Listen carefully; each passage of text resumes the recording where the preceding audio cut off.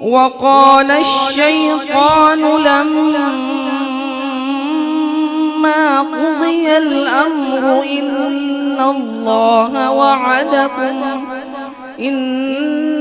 الله وعدكم وعد الحق ووعدتكم فأخلفتكم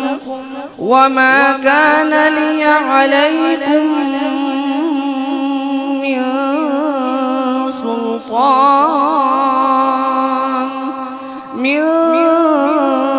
سلطان إلا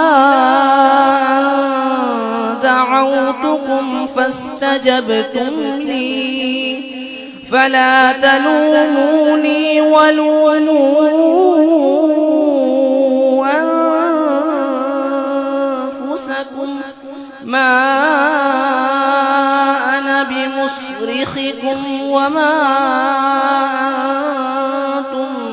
بمصرخي إني